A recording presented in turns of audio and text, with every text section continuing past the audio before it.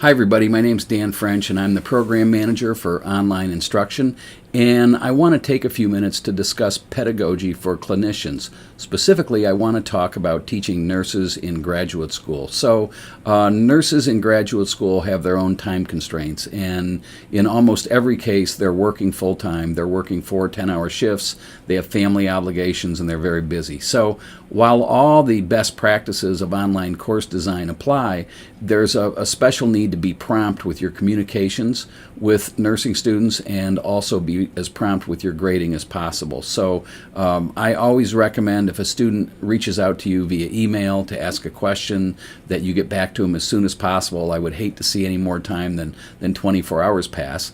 And it's important because of the time constraints that these students are already facing.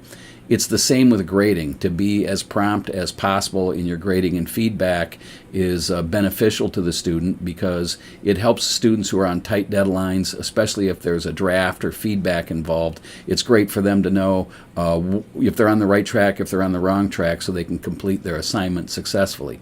In addition to being prompt and being present in class at all time, the normal best practices apply. So you want to make sure, in addition to maintaining prompt feedback between yourself and your students, that you give the students an opportunity to communicate with each other. So setting up something like a virtual discussion board that runs through the whole class where students can communicate to each other is great. Nursing students generally form pretty tight cohorts, so any way you can facilitate communication or cooperation will be beneficial and will help students learn.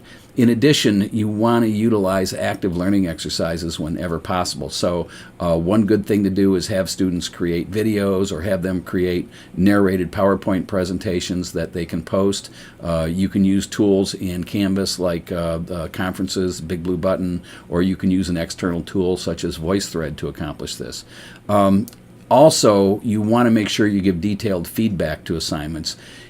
Besides being working students, the nursing student in graduate education in many cases has been out of school for a little while, so they may not be familiar with the technology.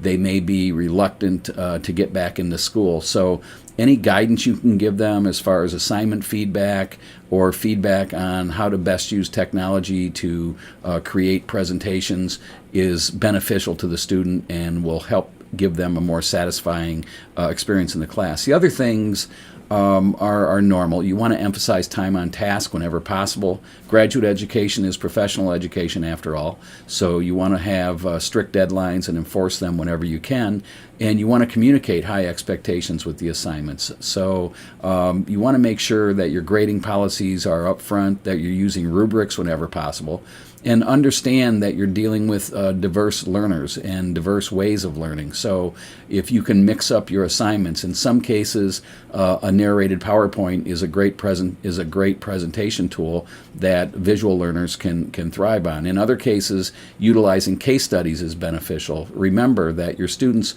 they've been on the floor for some time now, so they have a lot of experience that they can build knowledge on top of. So case studies are always beneficial in graduate nursing education, and again, it gives the student an opportunity to take what they already know and use it to their advantage in your class.